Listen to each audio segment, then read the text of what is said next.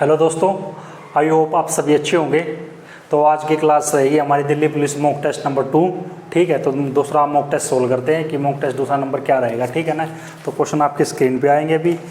ठीक है, तो ये क्वेश्चन देखते हैं भी क्वेश्चन सीरीज पे आएगा। तो पहला क्वेश्चन क्या है? पहला क्वेश्चन है सीरीज का। एक सीरीज़ दे रखी है हमें कि सीरीज है, सीरीज क्या दे रखी है, उसका मान निकालना है। 2 + 4 + 6 ऐसे ऐसे ऐसे सीरीज चल रही है और 40 तक है, और उसका मान निकालना है हमें कि कितना मान रहेगा। ठीक है, उसका मान निकालना है। तो अभी हम कैसे निकालेंगे? 2 4 6 ऐसे, फिर 8 10 40 तक है, तो इसका मान निकालना है। तो क्या करेंगे, पहले हम 2 कॉमन ले लेंगे। ठीक है, 2 कॉमन ले लिया, यहाँ पर 1, ये 2 कॉमन लेंगे, 4 में से 2 बच जाएगा, 6 में से 2 कॉमन ले लेंगे तो 3 बच जाएगा। ऐसे ऐसे ऐसे ये 20 तक हो जाएगी। यानी कि नेचुरल नंबर की सीरीज बन गई 1 2 3 4 5 6। और नेचुरल नंबर का जो सम होता है ना, वो सम आपको पता होगा n इंटू में n+1 / 2। ठीक है, तो n जो होता है ना, n होता है वो नंबर कितनी है, n की वैल्यू है 20, कि नंबर कितनी है 20। ठीक है, तो 20 लिख दो, 20 इंटू में 21 अपॉन में 2, ये यहाँ से यहाँ तक की है। ठीक है, और ये 2 तो इंटू में चल ही रहे हैं लास्ट पे, तो कितना आ गया 10, 210 इंटू में 2 कितना हो गया 420। तो इस सीरीज़ का सम कितना हो गया 420। ये इसका क्वेश्चन था। अब नेक्स्ट क्वेश्चन आपकी स्क्रीन पे आएगा। ये एक नेक्स्ट क्वेश्चन क्या कह रखा है, ये फ्रैक्शन दे रखी है 3/4 एंड 2/3, 4/7 और 5/3 दे रखी है, और पूछ रहा है कि इनमें सबसे बड़ी कौन सी है। तो देखते हैं कि सबसे बड़ी कैसे फाइंड आउट करेंगे। ठीक है दोस्तों, 15 क्वेश्चन करेंगे आज हम। ठीक है, और दिल्ली पुलिस की जो एग्ज़ाम में आ सकते हैं पूरी संभावनाएं हैं। तो फ्रैक्शन क्या कह रहा है, एक फ्रैक्शन है 3/4, ठीक है, दूसरी है 2/3, फिर 4/7 और 5/3। ये फ्रैक्शन है। कह रहा है कि इनमें से ना बड़ी कौन सी है, बड़ी पूछ रहा, सबसे छोटी कौन सी है, सबसे छोटी पूछा सॉरी, कि सबसे छोटी फ्रैक्शन कौन सी है। तो सबसे छोटी फ्रैक्शन करने के लिए पता क्या करते हैं, या तो इन तीनों का नीचे से एलसीएम ले लो, इनका एलसीएम ले लिया, 4 का 3 का और 7 का एलसीएम लेके फिर उसको डिवाइड कर दो। ठीक है ना, और फिर जो नंबर आए देख लेना। लेकिन हम ऐसे नहीं करेंगे, पहले दो भिन्न है, 2 फ्रैक्शन है, उनको मेजर करेंगे। ठीक है ना, तो इनकी क्रॉस मल्टीप्लाई करेंगे। देखो जैसे कि इसकी क्रॉस मल्टीप्लाई करेंगे 3:4 इंटू 2/3 9, और ये कितना 8, यानी कि 8 बड़ा या 9 बड़ा, 8 बड़ा या 8 बड़ा, 8 छोटा है, तो इसको काट देंगे हम कि ये तो इससे तो बड़ी ही है, यानी कि सबसे छोटी ही है। अब इसको मेज़र करेंगे। ठीक है ना, इसको मेज़र करेंगे 2/3 इंटू 4/7, 7 दूनी 14, 7 तिया 21, यानी कि ये बड़ी है, ये छोटी है, तो इसको काट देंगे। अब तक सबसे छोटी ये आ रही है 2/3, 5/3, 5/3, 3 तिया 6 और ये 15। ये कौन सी बड़ी है, ये बड़ी है, ये छोटी है, तो सबसे छोटी फ्रैक्शन कौन सी हो गई, ये हो गई 2/3। ये आंसर है दोस्तों। ठीक है ना, ये आंसर है इसका। अब नेक्स्ट क्वेश्चन ऐसे देखेंगे, नेक्स्ट क्वेश्चन क्या रहेगा। ठीक है ना, नेक्स्ट क्वेश्चन आपकी स्क्रीन पे आ रहा होगा। ऐसे ही कर रहे हैं, धीरे धीरे 15 क्वेश्चन करेंगे हम। ठीक है ना, डेली आपके मॉक टेस्ट हैं। कहते हैं कि एक फ्रैक्शन दे रखी है 2/3, 4/7 और 12/35। ठीक है, कह रहा है क्या 2/7 और 2/3, 4/7 और 12/35। ठीक है, कह रहा है कि इनका एलसीएम निकाल लिए। ठीक है ना, अभी फ्रैक्शन में है, तो एलसीएम निकालने के लिए जो क्या, जैसे कि फ्रैक्शन में दे रखा हूँ ना, तो उनका एलसीएम निकालना है। तो एलसीएम निकालने के लिए ना आप सीधा ना ऊपर वाली नंबरों का एलसीएम निकाल दिया करो, और जो नीचे वाले नंबर है ना उनका एचसीएफ निकाल दिया करो डायरेक्ट। अगर इनका एचसीएफ पूछा होता तो ऊपर वाले का एचसीएफ, नीचे वाले का एलसीएम। तो पूछा क्या इसने, एलसीएम पूछा है, तो ऊपर का एलसीएम निकाल दो। ऊपर का एलसीएम कितना होगा, एलसीएम पता होगा ना आपको, 2 4 12, तो ऊपर का एलसीएम 12 ही आएगा। नीचे का एचसीएफ निकालना 3 7 35, 3 7 35 का एचसीएफ मतलब कि हाईएस्ट कॉमन फैक्टर जो इनको डिवाइड कर दे, तो इनका जो 1 है वो 1 से ही डिवाइड होगा। तो कितना आ गया, नीचे 1 लिखो ना लिखो, 12, आंसर 12, ये आंसर था। ठीक है ना। अब एक क्वेश्चन और दे रखा है, एक क्वेश्चन आपकी स्क्रीन पे आ जाएगा, ये भी आपके मॉक टेस्ट में ही मैं सोल्व करा देता हूँ। कह रहा है कि 3:7 प्लस 5 × 2, ठीक है, 4/7 प्लस 2 × 3। तो इसमें जो ये बोर्ड मास का नियम लगता है, पहले देख लो, पहले देख लेना आप, मैं बता रहा हूँ। पहले ऑफ सोल्व करते हैं, ठीक है, फिर डिवाइड सोल्व करते हैं, फिर मल्टीप्लाई, फिर प्लस माइनस, कुछ भी कर लो। ऑफ का मतलब भी मल्टीप्लाई ही होता है, लेकिन अगर ऑफ लिखा हो ना या का लिखा हो तो पहले उसको सोल्व करेंगे, फिर डिवाइड को सोल्व करेंगे, फिर मल्टीप्लाई को, फिर प्लस को, फिर माइनस को। प्लस माइनस में तो पहले कोई सा कर सकते, तो कोई ज़्यादा फर्क नहीं है। का मतलब या ऑफ का मतलब भी ही वो मल्टीप्लाई होता है, लेकिन पहले ऑफ को करते हैं, फिर डिवाइड, फिर मल्टीप्लाई, फिर प्लस, फिर माइनस। प्लस माइनस में से पहले किसी को भी कर सकते हैं। तो ऊपर क्या है, पहले मल्टीप्लाई करेंगे, तो 7 या 21। ये पहला क्वेश्चन मिटा देता हूँ आपके सामने से, ये पहला क्वेश्चन मिटा देता हूँ, ठीक है ना। तो इसकी मल्टीप्लाई करेंगे, यहाँ ऊपर लिख देता हूँ, 7 या 21, इसकी करेंगे प्लस 10, पहले भाग करेंगे 2, फिर गुना करेंगे 6, 31/8। ये आंसर। कितने इजी क्वेश्चन है दिल्ली पुलिस के मॉक टेस्ट में, क्या कराएं इनको, ठीक है ना। अब 1-2 मॉक टेस्ट हैं, धीरे धीरे फिर लेवल उठाएंगे, ठीक है ना। बाकी ऐसा ही क्वेश्चन आएगा दिल्ली पुलिस के अंदर। अब नेक्स्ट क्वेश्चन देखिए, नेक्स्ट क्वेश्चन कह रहे हैं कि कौन सी संख्या 100 के 80% से 30% कम है। कह रहा कि कौन सी संख्या है 100, ठीक है भाई 100 है, 100 का 80%, 100 का 80% कितना होगा, 100 ही हो, 80 होगा। कह रहा कि 80 से 30% कम है, मतलब कि 80 से 30% कम हो तो वो 80 का 70% होगी, या 30% एक लो, 30%, 80 से 30%, 30% मान लो, परसेंटेज के लिए नीचे 100, 2 0 से 2 0 कट गई, 8 या 24, यानी कि 24 कम है। किससे कम है, 80 से। 80 से 24 कम होगी तो कितनी होगी, 56। ये आंसर है। अब ऐसे भी निकाल सकते हैं डायरेक्ट कि 80 है, 80 से 30% कम होता है, यानी कि 80 का 70% होगी, ये डायरेक्ट आ जाता। 2 0 से 2 0 कट गई, 7 8 56, ये डायरेक्ट आ जाता, ठीक है ना। कैसे ही कर लेना, कोई दिक्कत नहीं है। अब ऐसी इजी क्वेश्चन है, ठीक है ना, मॉक टेस्ट के अंदर। ये तो वो मॉक टेस्ट जो मार्केट में सबसे अच्छे हैं ना, बाकी मैं और अच्छे क्वेश्चन भी करा दूंगा आपको, ठीक है, वो टेंशन मत लो, लेवल अपना अच्छा रहेगा काफ़ी। अब नेक्स्ट अगला क्वेश्चन देखिए, एक मॉक टेस्ट में कह रहा है कि जो 15,000 रुपये को PQR के बीच में बांटा जाना, ठीक है, P का हिस्सा Q के हिस्से, कह रहा है कि P और Q का जो रेशो है ना, जो है उसमें 2:1 है, ठीक है। कह रहा है कि Q और R का जो हिस्सा है वो 4:3 है, ठीक है। तो अब इसमें क्या करना है, हमें P और Q का पता है 2:1 है, हमें Q और R का पता है, ठीक है, लेकिन हमें ये नहीं पता कि P,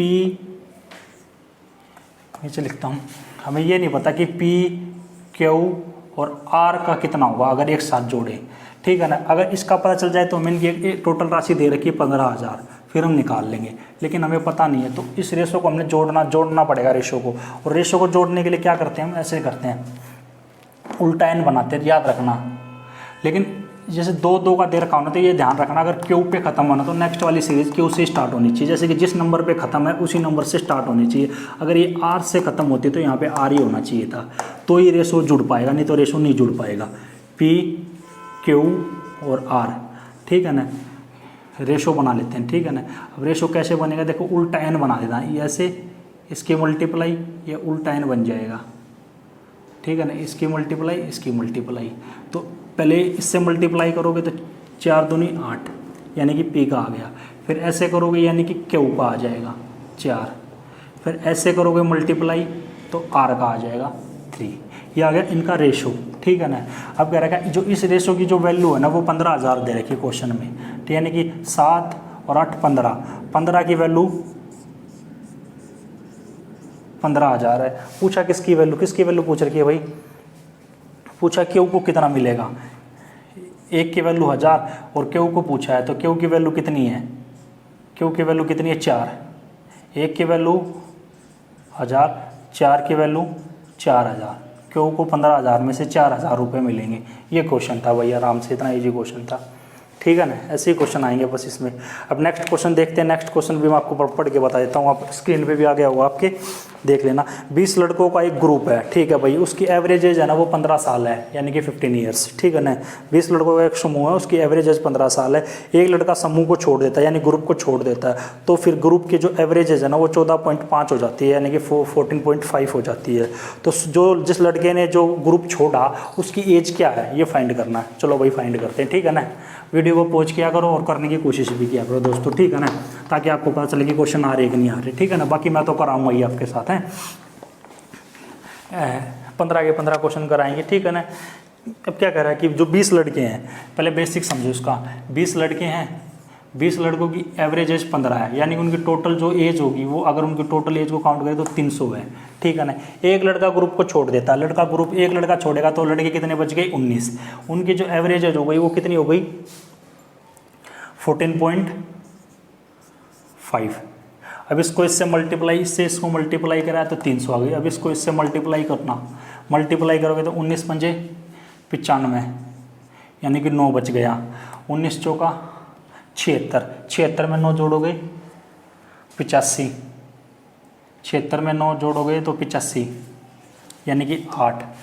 9 एकम 19 एकम 19, 19 और 8 27, 27 हो गया ना, 19 और 8 27। अब एक के बाद पॉइंट है, यहाँ एक के बाद पॉइंट चिपका दो, ठीक है ना। ये 20 लड़कों की थी, 19 लड़कों की थी। अब एक लड़के की निकाल ली तो इसमें से इसको माइनस कर दो, इसमें से इसको माइनस करोगे तो कितना आ जाएगा, 300 में 275 माइनस करोगे तो 25 ही माइनस कर लो, 24.5 आ गया। ये उस लड़के की एज है, ठीक है ना, उस लड़के की एज इतनी है। अब बाकी इसको ऐसे भी कर सकते हो आप, ठीक है ना। जैसे कि एवरेज का पता होगा ना आपको। एवरेज का मतलब क्या होता है कि जो, समझने की कोशिश करो, इसको आप ऐसे भी कर सकते थे कि जो 20 लड़कों ने 20 हैं, 20 की जो एवरेज है वो 15 है, यानी कि उसमें से एक किसी की एज 1 भी हो सकती है, किसी की 25 भी हो सकती है, किसी की 35 भी हो सकती है, किसी की 50 भी हो सकती है, कुछ भी हो सकती है। लेकिन अगर उनकी सारी 20 बंदे उनकी सबकी एज को जोड़ेंगे और 20 से डिवाइड करेंगे तो 15 ही आएगा, यानी कि जो एक बंदे की जो एवरेज है ना वो 15 है, ठीक है ना।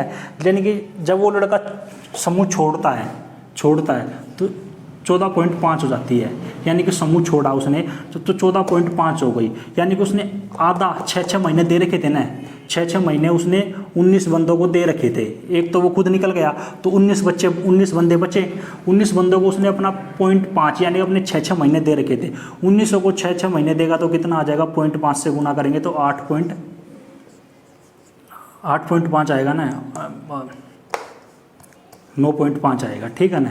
9.5 है और उसकी परसेंटेज 15 तो थी, चल रही थी, 15 तो थी। उसने 9.5 19 बंदों को दे रखा था तो उसकी एवरेज एज कितनी होगी, 24.5। ऐसे भी निकाल सकते हो आप, ये भी है, ठीक है ना। ये समझने की बात है कि 15 तो थी उसने, तो उसने वो 0.5 कम हो गया, यानी कि 0.5 उसने 19 बंदों को दे रखा था, 0.5 19 बंदों को दे रखा था उसने, तो उसने टोटल कितना दिया होगा, 9.5। उसकी एवरेज एज 15 थी और 9.5 उसने दे रखा था, तो टोटल कितना होगा, 24.5। ऐसे भी सोच सकते हो, बिना पेन की हो जाएगा क्वेश्चन, ठीक है ना। बाकी मैंने बेसिक आपको बता ही दिया, ठीक है ना।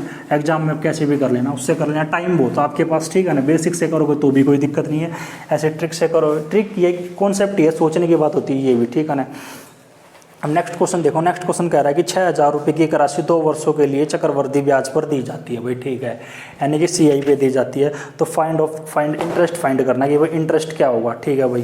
ट्री मेथड से कर लो इसको। कह रहा है कि 6,000 रुपये की राशि है, ठीक है। SI में CI में पता होगा ना, CI में जो होता है ना वो CI का बस एक इतना फंडा है।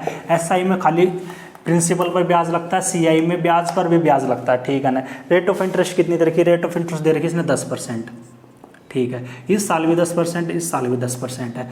6,000 का 10% निकालेंगे कितना हो गया दोस्तों, मैं पूरा बेसिक से बता रहा हूँ, यानी कि 600 रुपये। इधर भी 600, तो ये CI तो दोनों साल बराबर रहेगा। अब इस 600 पे भी सेकंड साल ब्याज मिलेगा, यानी कि इसका भी 10%, यानी कि 60।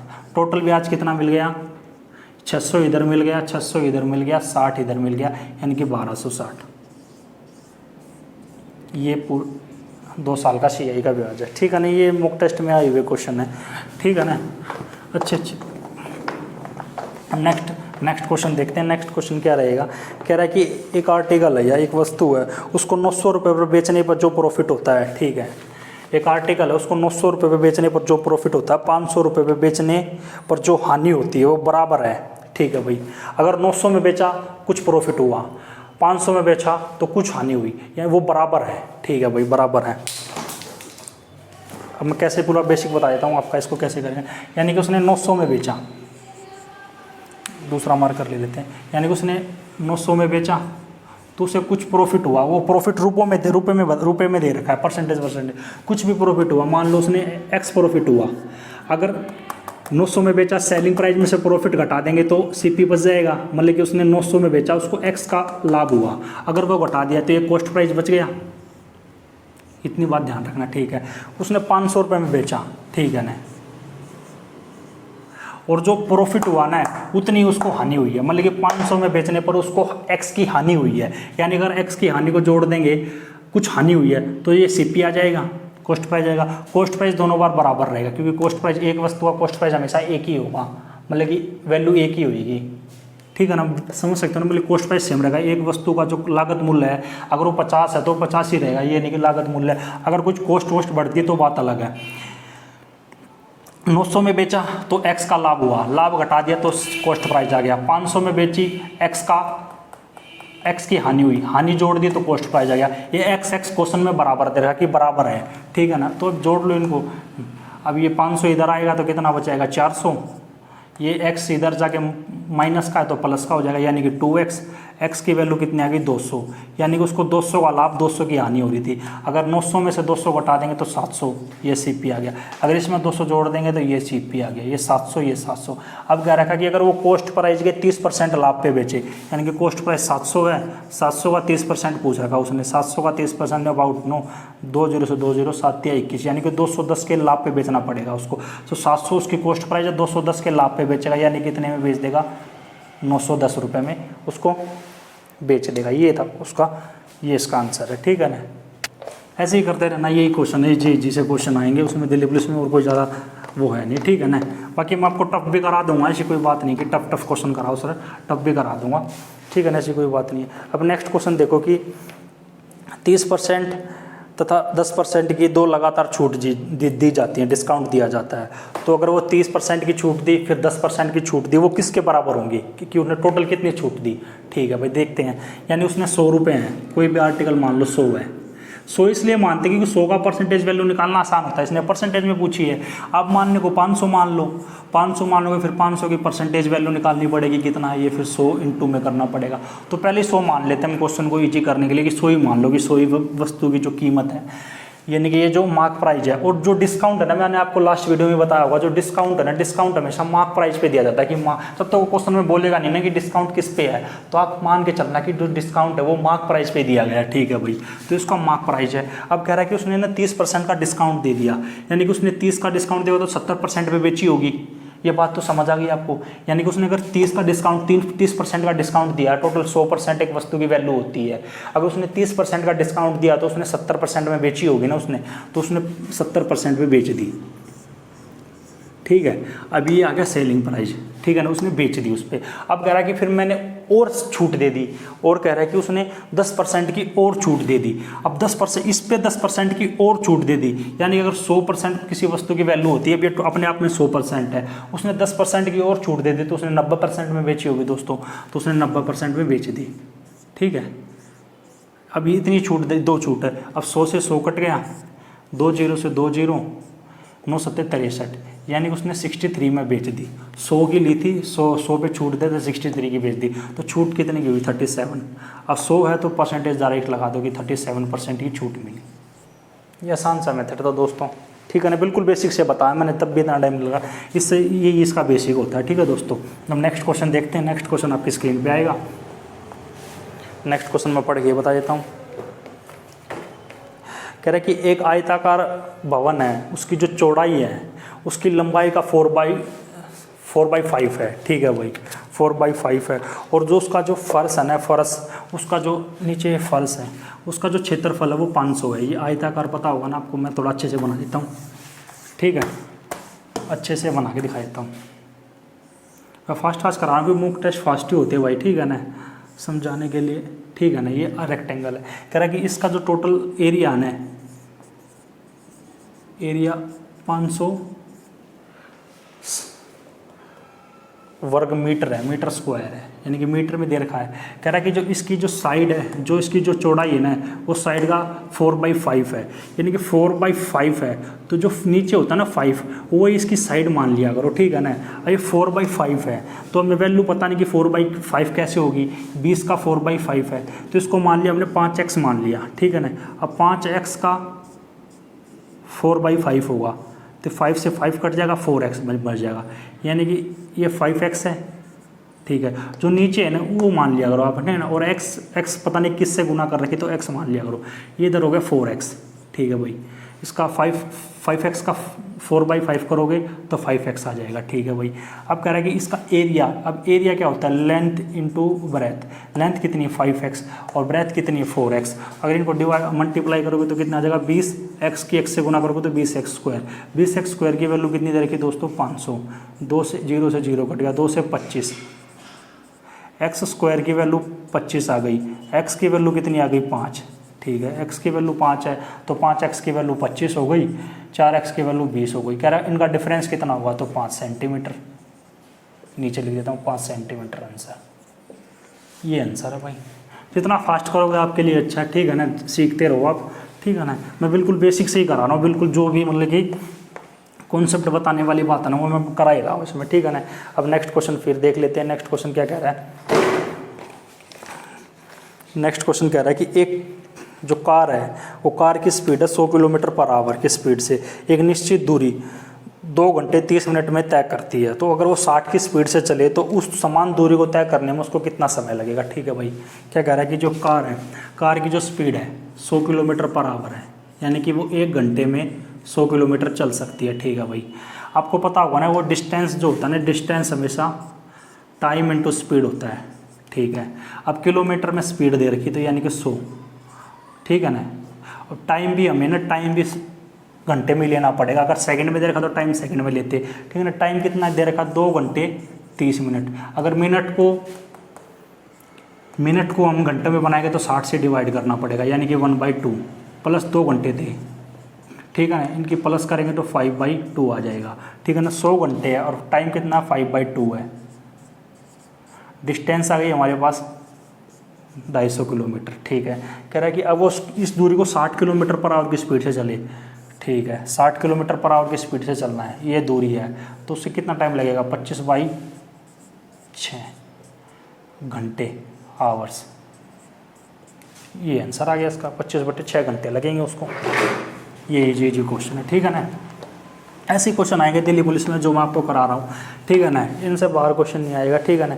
अब नेक्स्ट क्वेश्चन देखिए। नेक्स्ट क्वेश्चन कह रहा है कि P तथा Q ने एक व्यापार में जो पूंजी लगाई, अनुपात लगाया 4:7 के रेशो में इन्वेस्टमेंट की। पूंजी उसने 4:7 के, P और Q ने 4:7 के रेशो में पूंजी इन्वेस्टमेंट की, ठीक है भाई, इन्वेस्टमेंट की, ठीक है। P ने जो इन्वेस्टमेंट, ये जो 4 इन्वेस्टमेंट किए वो 21 महीने के लिए की है, 21 मंथ के लिए की है, ठीक है। और उनका जो प्रॉफिट का रेशो है, प्रॉफिट का रेशो जो है वो 3:5 दे रखा है, ठीक है। पूछ रखा कि क्यों ने कितने महीने के लिए व्यापार किया, ठीक है भाई। पहले मैं आपको उसको थोड़ा बताता हूँ। जो इन्वेस्टमेंट होती है ना, जो प्रॉफिट होता है, जो प्रॉफिट होता है ना, वो प्रॉफिट होता है टाइम इनटू इन्वेस्टमेंट, कि आपने कितनी पूंजी इन्वेस्टमेंट की और कितने टाइम के लिए इन्वेस्टमेंट की, ठीक है ना। ये आप याद रखना, ठीक है ना। ऐसा ही क्वेश्चन बनेगा ये पार्टनरशिप से, ठीक है ना। जो प्रॉफिट होता है ना वो टाइम इनटू इन्वेस्टमेंट का बराबर होता है, ठीक है ना। अगर आपको टाइम निकालना है तो प्रॉफिट से डिवाइड कर दो, प्रॉफिट डिवाइड बाय इन्वेस्टमेंट तो टाइम आ जाएगा, ठीक है ना, ठीक है। अगर आपको इन्वेस्टमेंट निकालनी है तो प्रॉफिट है, ठीक है, ये T इंटू टाइम था। अगर आपको इन्वेस्टमेंट निकालना है तो टाइम को डिवाइड कर दो इधर आगे, प्रॉफिट में टाइम से डिवाइड करोगे तो इन्वेस्टमेंट आ जाएगी। ये बात आप ध्यान रखना, ठीक है ना। इस पे यही क्वेश्चन इसने यही पूछ रखा है और ज़्यादा कुछ पूछ नहीं रखा। ठीक है। अब मैं बताता हूँ आपको। पी और क्यू ने इन्वेस्टमेंट किया, यानी कि पी है ये और ये क्यू है, ठीक है। पी ने 4 इन्वेस्टमेंट किया, क्यू ने 7 इन्वेस्टमेंट किया, ठीक है। और पी ने 21 महीने के लिए किया, क्यू का पता नहीं, x महीने के लिए। टाइम इनटू इन्वेस्टमेंट क्या हो जाएगा, प्रॉफिट। तो पी का प्रॉफिट कितना है, यानी कि 3 है। टाइम और इन्वेस्टमेंट इनटू टाइम यानी कि प्रॉफिट। क्यू का प्रॉफिट कितना है, 5। अब कर दो इसको, 7 से काटोगे 3 इधर से इधर कट गया, ठीक है। इधर डिवाइड गुना हो जाएगा, इधर आकर 20, x इधर चला जाएगा, यानी कि a। तो ये आ गया x की वैल्यू। x क्या माना था कि हमने क्यू ने कितने टाइम के लिए इन्वेस्टमेंट किया, तो 20 महीने के लिए इन्वेस्ट किया, ये आंसर आ गया। बस यही है। और नेक्स्ट क्वेश्चन करते हैं। नेक्स्ट क्वेश्चन क्या कह रहा है, नेक्स्ट क्वेश्चन करेंगे। नेक्स्ट क्वेश्चन क्या कह रहा है, कह रहा है कि 2 नल हैं, 2 पाइप है P तथा R। 2 नल हैं P तथा R, वो एक टंकी को 16 घंटे और 24 घंटे में भर सकते हैं, ठीक है भाई। एक P है और एक R है, एक टंकी को 16 घंटे और 24 घंटे में भर सकते हैं, ठीक है भाई। कह रहा है कि जबकि एक तीसरा नल यानी कि S आ गया, उसी टंकी को 48 घंटे में खाली कर सकता है। ये दोनों भर सकते हैं, वो खाली कर सकता है, यानी कि आउटलेट पाइप है। तो उसको खाली करने वाले को माइनस में कन्वर्ट कर लो, यानी कि लिख लो बस कि आप पजल ना हो पेपर में, ऐसे माइनस लगा लेना कि ये खाली करने वाला ध्यान रहे, ठीक है ना। तो पहले हम टोटल टंकी की कैपेसिटी मान लेते हैं, टंकी की कैपेसिटी कितनी होगी। तो इनका एलसीएम ले लेंगे, एलसीएम कितना आ गया, 48 आ गया, ठीक है ना। तो P 16 घंटे में भर रहा है 48, तो 1 घंटे में 3 भरेगा। R 24 घंटे में 48 भर रहा है, तो 1 घंटे में 2 भरेगा। S 48 घंटे में 48 टंकी मतलब कि पानी खाली कर रहा है, तो 1 घंटे में 1 पानी खाली करेगा वो, ठीक है भाई। कह रहा है कि इन तीनों को साथ चालू कर दिया जाता है, P + R S, इनको साथ चालू कर दिया। P और R मिलकर कितना भर रहे हैं, 5 भर रहे हैं, और उस 5 में से S 1 खाली कर रहा है। तो तीनों की एफिशिएंसी कितनी आ गई, P प्लस इनकी एफिशिएंसी कितनी आ गई, 4 आ गई। यानी कि P और R तो 5 भर रहे हैं, लेकिन उसी समय में S 1 खाली भी कर रहा है, तो उनकी टोटल एफिशिएंसी 4 आ गई। अगर तीनों साथ काम करते हैं, अगर तीनों 1 घंटे में 4 काम कर रहे हैं, तो 48 काम कितने दिनों में करेंगे या कितने घंटे में करेंगे, तो 12 घंटे। ये आंसर आ गया दोस्तों। ऐसे ही क्वेश्चन थे, ये सारे क्वेश्चन थे, मैंने आपको ये बढ़िया दिल्ली पुलिस का मॉक टेस्ट सोल्व करा। ऐसे ही क्वेश्चन आ रहे हैं, तो आपको वीडियो अच्छी लगेगी आई होप। तो थैंक यू वेरी मच दोस्तों।